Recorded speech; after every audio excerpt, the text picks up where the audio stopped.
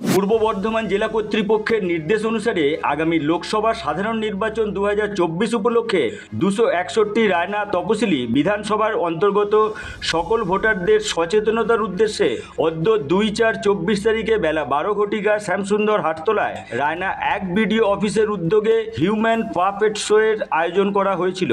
উক্ত প্রদর্শনীতে এলাকার সাধারণ ভোটার ও এসএইচজি মহিলারা উপস্থিত থেকে প্রদর্শনীটিকে সাফল্যমণ্ডিত করেছেন। প্রদর্শনীতে অংশগ্রহণ করেছিলেন বীরভূম সংস্কৃতি বাহিনী, লাভপুর, বীরভূম।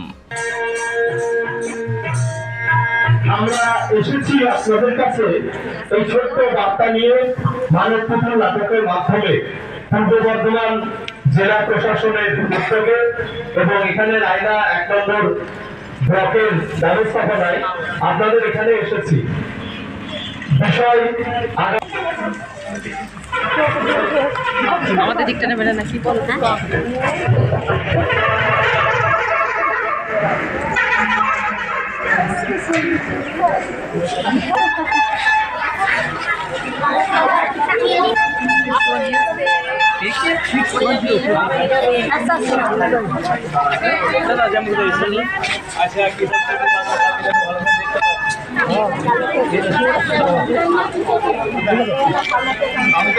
আমাকে এই নাম্বারে পাঠিয়ে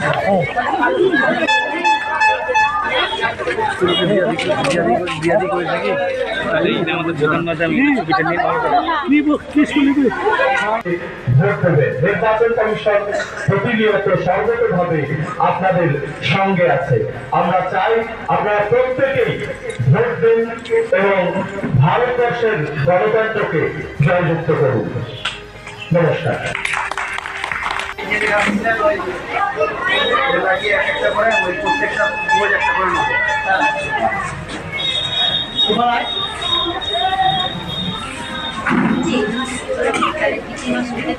ওইটা তো ডিস্ট্রিক্ট থেকে এরা আবার জামালপুর যাবে। দেখি একটু শুনুন।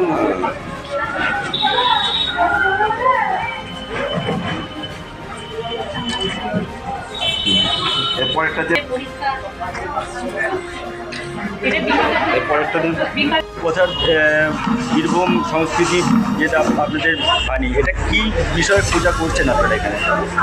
দেখুন, নির্বাচন কমিশন ভোটারদের, ভারতবর্ষের ভোটারদের একই সঙ্গে অনেক অধিকার দিয়েছে এবং ভোটার হিসেবে তার অনেক কর্তব্যও আছে।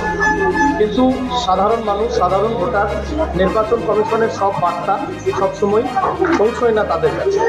সেই কারণেই নাটকের মাধ্যমে, বিশেষ করে মানব পুতুল নাটকের মাধ্যমে, এটা অত্যন্ত জনপ্রিয় একটি আঙ্গিক, যে আঙ্গিকে আমরা মানুষের কাছে ভোট বিষয়ক সচেতনতা, নির্বাচন সচেতনতা পৌঁছে দিতে চাইছি।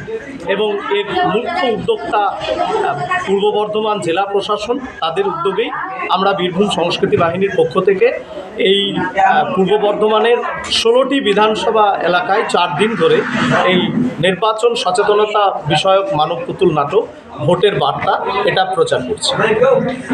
এটা আজকে এখন কোথায় করলেন?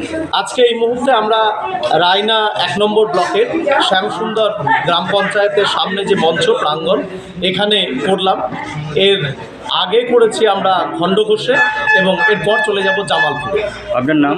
উজ্জ্বল মুখোপাধ্যায়, নির্দেশক, বীরভূম সংস্কৃতি বাহিনী।